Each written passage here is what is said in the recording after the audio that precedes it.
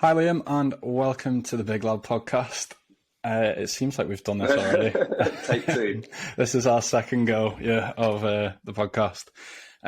We are going to start again with the elevator pitch. Give us a little taste of who you are and what you do for the listeners and watchers. Yeah, so my name's Liam Cavanagh. I'm a full-time online fitness coach, and I help men from the ages of 25 to 40 to achieve their fitness goals whilst making fitness a part of their lifestyle. So whilst coaching them, I will teach them and educate them around all things workouts, nutrition, exercise form, as well as a bunch of sort of habits and kind of healthy lifestyle choices that people can make to make sure that the things that they're doing whilst they're working with me are things they can continue to do long into the future. I always say to people, if you achieve great results whilst we work together and then you just go back to where you were afterwards, then I've not done my job properly. So I try and set people up with the tools to make fitness a long part of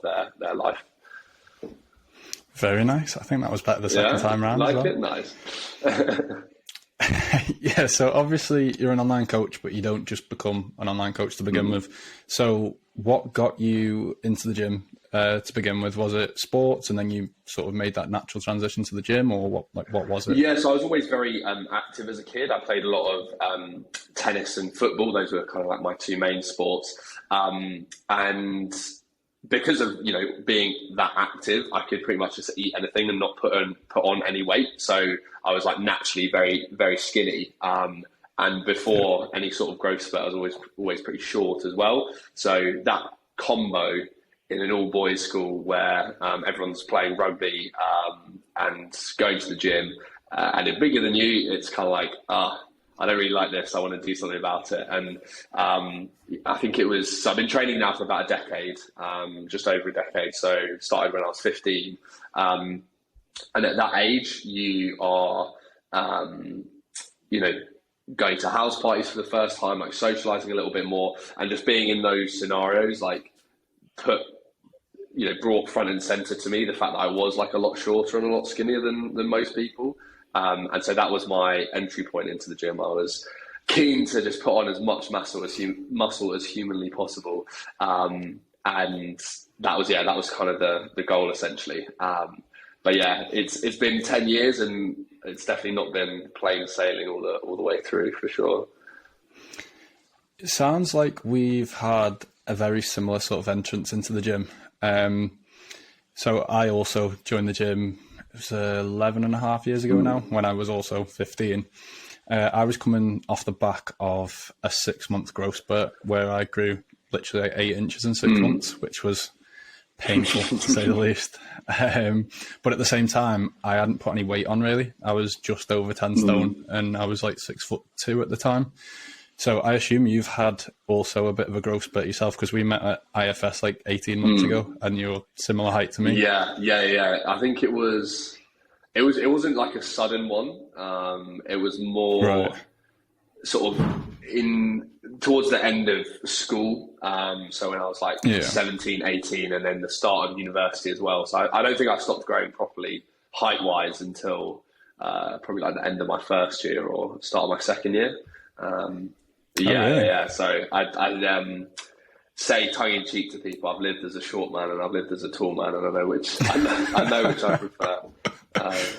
Which one is it? It's being taller. No offense to my short kings out there, but yeah. See, I was in the gym filming the other day, and I actually envy shorter people a little bit when you're trying to film, because how hard is it to get like an angle shot? Like that looks like any angle, or just fit in the screen, like especially when you're doing landscape, you've got no chance unless the camera's literally on the opposite side of the room. Yeah that's where I'm grateful I don't do YouTube, but you obviously do, so you've got to face that struggle. And then when you're actually lifting, like for a lot of people, if you're shorter, like deadlifting, you get down to the bar a little bit easier, and bench press, like less range of motion and whatnot.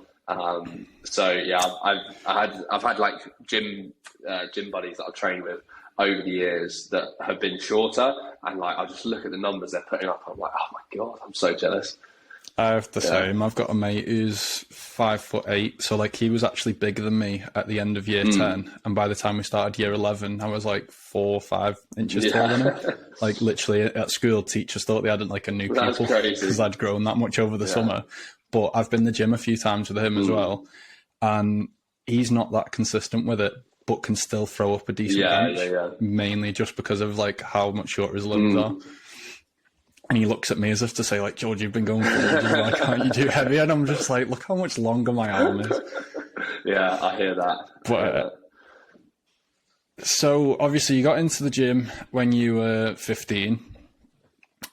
How old are you now? 25? Yeah. 25. So at what point did you think about becoming a PT? Was that always in the plan, or was that something that happened because of maybe you starting a fitness Instagram? Like, how did it all sort of fall into place? So it was as part of my degree. So I studied psychology and business at uni. So up until 3 years of university, I hadn't really thought about getting into any sort of fitness career. As part of my degree, I did a placement year. So I did a year working in industry. So that was the third year when it started to crop up into my mind. And that was because I did a year as a recruiter in central London, recruiting for compliance officers for like banks and asset managers. Essentially, they're like the internal police of these financial institutions. So they get paid a lot, but it's like quite a dull role. Anyone that works in that, I've done a bit of it myself. But also the recruitment industry as well is very very salesy. Like the process of recruiting doesn't really change the more you do it. You'll maybe work with different jobs, but fundamentally the role is similar. The people that I worked with that didn't necessarily like what they did, they just liked the money that you could get from it. And then also you spend all day talking to people who are unhappy in their jobs, and you ask them like why they're unhappy, and they're looking for that happiness in another job. And you're like, well, realistically, I know this thing is not going to make you happy. Like it looks very, very similar. You might earn a little bit more, but fundamentally, I don't think it's going to change anything for you. And so being exposed to that sort of opened my eyes to the thought of like, surely there's more to life than, finishing university and getting a grad job, which had always been my sort of dream, I guess. Like I love the idea of working in a suit up in central London and that sort of thing. What sort of job would that have been going into? What was the plan? I didn't really have that work that far ahead, to be honest. Just a suit in literally, London. That was literally what I thought. Because my older brother and sister, or well, not so much my older brother, but my older sister went down that route. Worked or still works at Deloitte in their big fancy offices and stuff like that. So I think I maybe watched a few too many episodes of Suits as well. I don't know if you've ever seen that growing up, and that kind of glamorizes that whole thing. I was never going to be a lawyer, but I just liked that. Just wanted the suit. Yeah, essentially. That was the main pull. Pretty much. So anyway, so that year made me think like, oh, maybe that I do want to do something else. And I don't know, I maybe heard this phrase quite a lot of like, do what you're passionate about, or, what would you get up early in the morning to do? And I was literally getting up at 5 a.m. to go to the gym before work. So like get up early, stand on freezing cold train platforms, get into St. Paul's Cathedral, like central London, and go and work out before then doing, 8:30 to 6, like contracted hours, but more like 8 to 6:37 in an office. So I was like, oh, I'm actually quite passionate about the gym. That was like the first time I really realized it. I was like, the fact that I can get up and do this 5 days a week obviously shows I have interest. So that kind of was the opening of fitness as a career. And initially I actually wanted to go more down, or set up my own startup.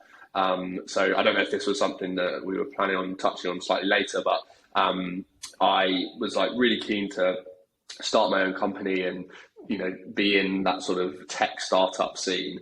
And I didn't have an idea for that yet whilst I was at doing this placement year, but I just knew that I was like passionate about fitness. And I knew from listening to like podcasts and stuff that one thing which might hold me back would be being uncomfortable being in new scenarios, because I don't necessarily put myself in uncomfortable positions very often. Like socially, I'm very comfortable and stuff like that. So I was like, what can I do right this second to kind of put me outside of my comfort zone? And the first thing that kind of came to mind was posting videos on social media. So that was kind of the entry point into that whole world of online coaching. Was my final year of university, coming back from that placement year and starting to post content online, essentially.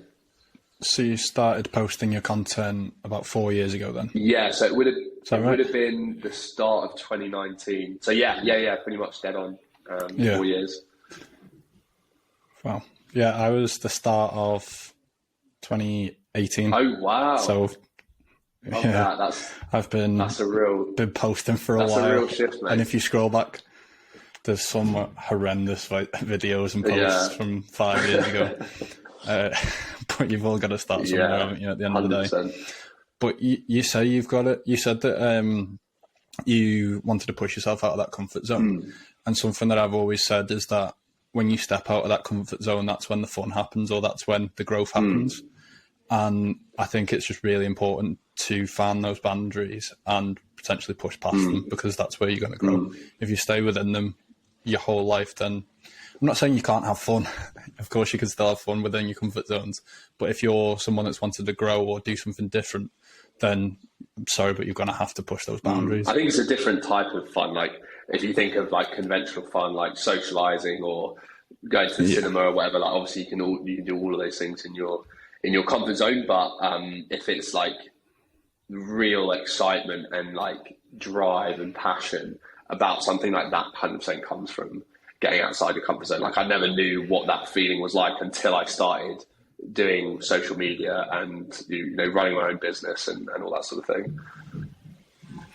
So when did the online coaching start then? So as a timeline, so you started posting 4 years ago. When did the coaching start? So that was 4 years ago posting. I was going into like my last two terms of final year.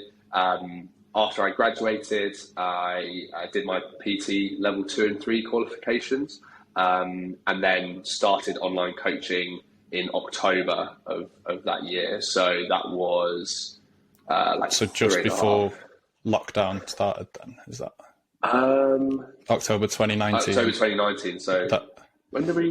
Yeah, lockdown happened. Well, it was like it was March 2020. Yeah. So it was like 6 months or so, 5 months before. I think we started following each other around that sort of time as well. Yeah. If I remember rightly. Not a clue. I think, well, obviously, I think we were both posting like lockdown content, like in the garden and things like that. Yeah.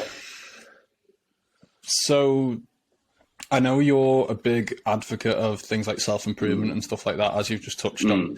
I know you do your cold shower thing every January. I think you've done it the last 2 Januaries, haven't you? Like a cold shower challenge. Yeah, so no, I did it. I did it a first one in August last year.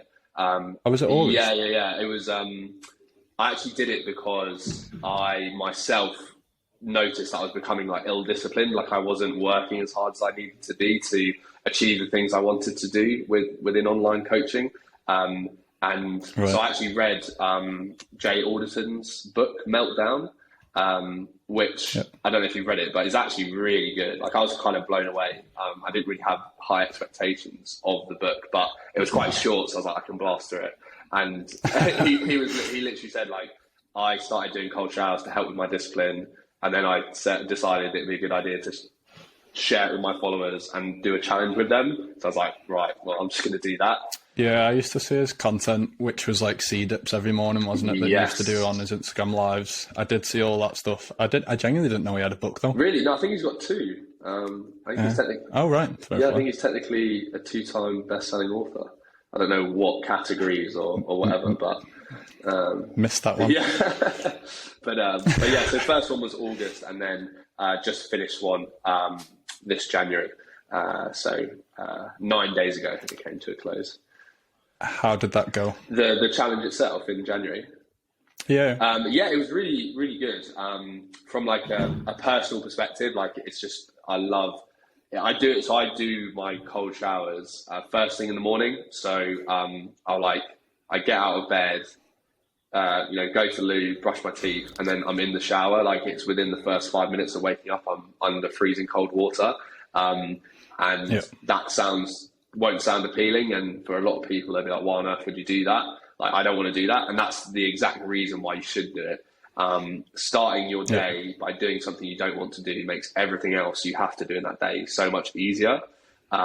So when I did it for the first time in August, it was crazy, like the difference I saw, like just my work ethic. And I think from a business perspective, like September, October were some of like my best months. I don't think my very best, but very, very close. And I don't think it's a coincidence that that happened just after doing this challenge. And then this month, even though we've only just started, is going to be like my best month with online coaching financially by a long way. And that's off the back of the challenge as well. So from a personal development standpoint, it's great.